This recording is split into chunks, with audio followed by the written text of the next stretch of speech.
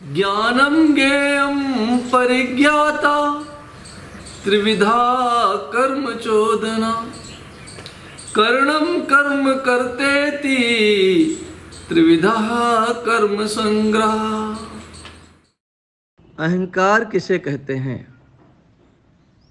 और अहंकार को हम कैसे समाप्त कर सकते हैं?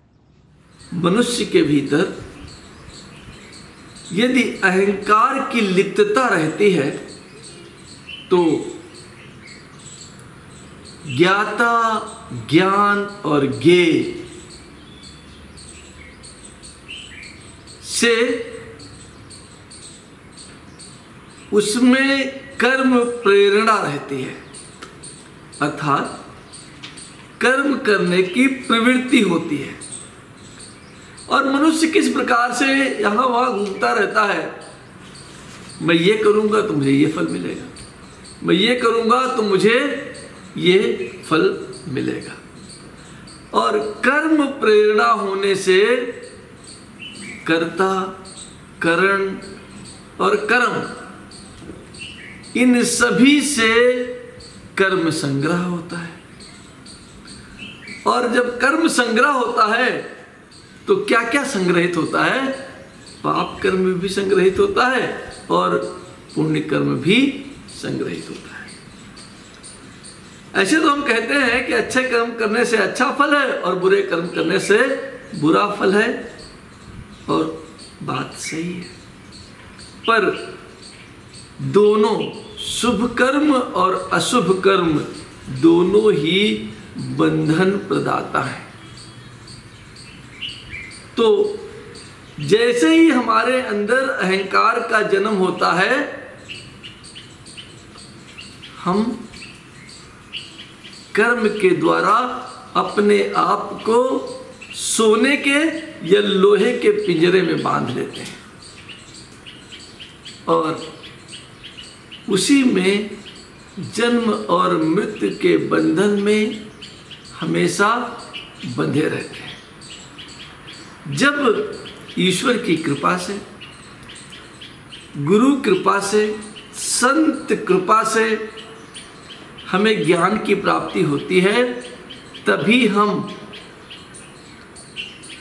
इस कर्म बंधन से अहंकार मुक्त होकर छूट पाते हैं। अब ये अहंकार क्या है? क्योंकि अहंकार ही कर्म बंधन का कारण है। तो अहंकार क्या है? स्वयं के रूप को अहंकार कहते हैं। स्वयं के रूप को अहंकार कहते हैं। अहम संस्कृत वर्ड है, आकार भी संस्कृत वर्ड है। अहम और आकार को मिला दीजिए तो अहंकार शब्द का जन्म होता है। और अहम संस्कृत में अहम का मतलब ही भी अहंकार ही है। इसको अंग्रेजी में ईगो कहते हैं। ये शब्द लैटिन भाषा से आया है और उसका भी मतलब आई है, मैं है। अहम का मतलब वही है जो ईगो का अर्थ है। और यह अहंकार दो प्रकार का होता है। दो प्रकार का। कैसे? और दो प्रकार का क्यों? क्योंकि मनुष्य का शरीर को भी हम दो भागों में बांट सकते हैं, बाह्य शरीर, अंतः शरीर। बाह्य शरीर क्या है? जो हमें दिखाई देता है वो बाह्य शरीर है। उंगली बाह्य शरीर है, ठीक है। बाल बाह्य शरीर है, नाक, कान, आंख, गला, सीना, पेट, जननांग, गुदा मार्ग, पैर, पैरों की उंगलियां इत्यादि सब बाह्य शरीर है, क्योंकि हमें दिखाई देती हैं। और अंतः शरीर कभी हमें दिखाई नहीं देता। और अंतः शरीर क्या है? सोच, मस्तिष्क की जो मन है, बुद्धि है।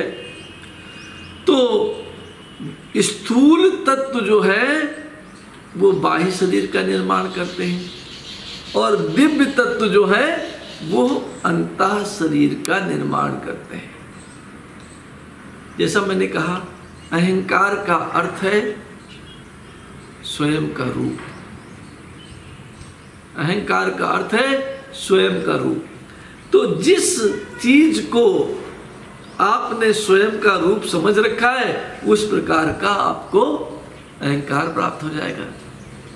यदि आपने ये समझ रखा है कि ये मेरा शरीर ही मैं हूं, मैं उंगली हूं, मैं हाथ हूं, मैं आंख हूं, मैं नाक हूं, मैं कान हूं, मैं गला हूं, अगर ये भावना हमारे अंदर में है तो इस प्रकार के अहंकार को हम मिथ्या अहंकार कहते हैं। मिथ्या अहंकार, फाल्स व्यू। और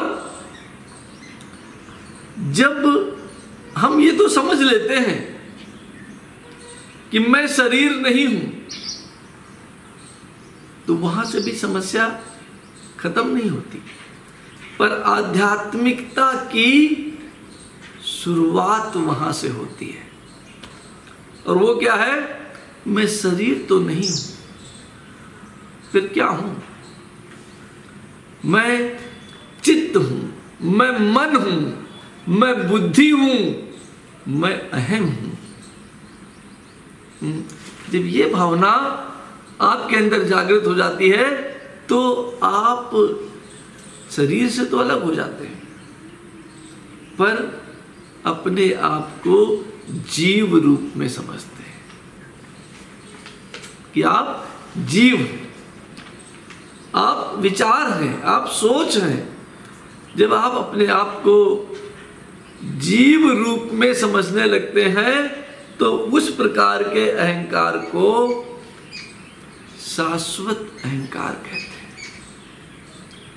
धार्मिक लोगों में, आध्यात्मिक लोगों में अधिकतर शाश्वत अहंकार होता है। बाहरी शरीर स्थूल तत्वों के द्वारा निर्मित है। स्थूल तत्व कौन कौन से हैं? पृथ्वी तत्व, जल तत्व, अग्नि तत्व, वायु तत्व और आकाश तत्व। और जो आंतरिक जीव है, क्योंकि ये स्थूल तत्वों से निर्मित है इसलिए हमें दिखाई देता है। जो आंतरिक तत्व है, जो आंतरिक जीव है, वो दिव्य तत्वों से द्वारा निर्मित है और इसीलिए हमें दिखाई नहीं देता। तो हमें कैसे पता चलता है? जब हम किसी तत्वदर्शी व्यक्ति के संपर्क में आते हैं तो हम अचेत अवस्था में से, अचेत अवस्था क्या है? जो हम नहीं है वही हम अपने आप को समझ रहे हो, तो अचेत ही है ना। हम शरीर नहीं है लेकिन अपने आप को शरीर ही समझ रहे हैं, तो वो अचेत अवस्था है। हम अचेत अवस्था में से किसी तत्व ज्ञानी की मदद से सचेत अवस्था में प्रवेश कर सकते हैं। और सचेत अवस्था क्या है? हम होश में आ गए। हम बेहोश थे, हमें नहीं पता चल रहा था कि हम कौन है, लेकिन जैसे ही हम सचेत अवस्था में आ जाते हैं वैसे ही हम समझ लेते हैं कि हम शरीर नहीं है। शरीर नहीं है तो क्या है? तो पहली चीज समझ में आती है कि भाई हम जीव हैं। हम जीव भी नहीं, हम जीव भी नहीं है। लेकिन ये पहली चीज हमारी समझ में आती है कि हम जीव हैं, और यहीं से आपका मिथ्या अहंकार मिटने लगता है। और ये मिथ्या अहंकार शाश्वत अहंकार में परिवर्तित होने लगता है। यहां से अज्ञान दूर होने लगता है, ज्ञान की प्राप्ति होने लगती है। अब अज्ञान और ज्ञान में क्या फर्क है? ज्ञान क्या है? अहंकार करना होना ही तो ज्ञान है। अहंकार करना होना ज्ञान है। और एक श्लोक में ज्ञान की परिभाषा दी गई है, उसका मतलब इस प्रकार से है कि अपने अंदर ईश्वर की प्राप्ति को ध्यान कहते हैं। यदि आप अपने अंदर ईश्वर का अनुभव कर सके तो वो ध्यान है। कोई जरूरी नहीं कि आपकी आंखें बंद हो या खुली हो, घूम रहे हैं, वॉक कर रहे हैं, टहल रहे हैं, नाच रहे हैं, गा रहे हैं, लेकिन ईश्वर आपके अंदर आप अनुभव कर रहे हैं तो उसे ध्यान कहते हैं। आप दूसरे के अंदर अगर ईश्वर का अनुभव करते हैं तो उसे प्रेम कहते हैं। और सभी के अंदर यदि आप ईश्वर का अनुभव करते हैं, सभी के अंदर, ईश्वर सर्वव्यापी है, कहते तो सभी है लेकिन समझते नहीं है। सर्वव्यापी है तो सभी चीज में तो होगा, पत्थर में भी तो होगा, मल मूत्र में भी तो होगा। ऐसी कोई चीज नहीं है जिसमें ईश्वर का निवास नहीं है।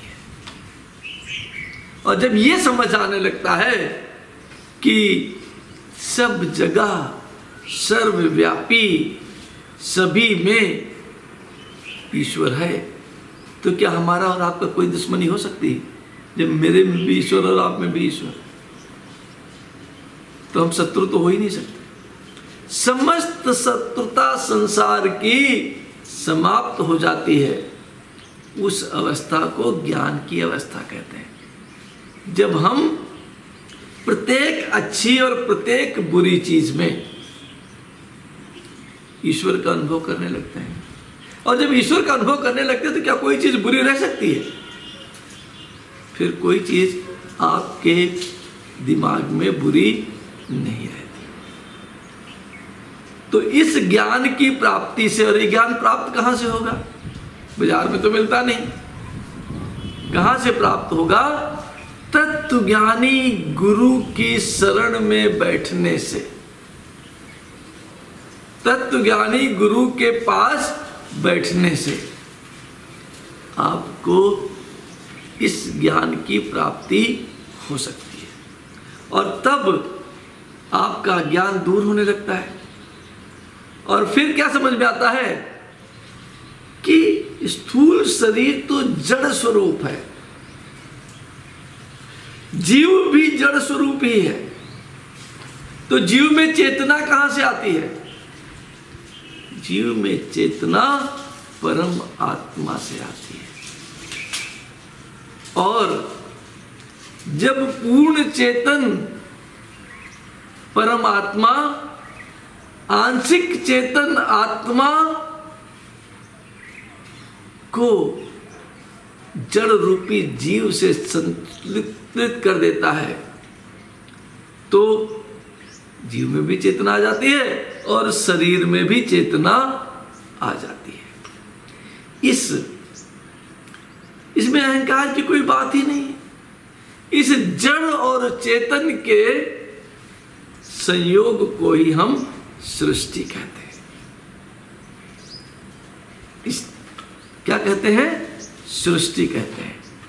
तो जब ज्ञान की प्राप्ति होती है तो सृष्टि क्या है ये भी समझ में आ जाता है। जड़ और चेतन को संयोग हो गया, बस जीवन प्रारंभ हो गया, सृष्टि प्रारंभ हो गई।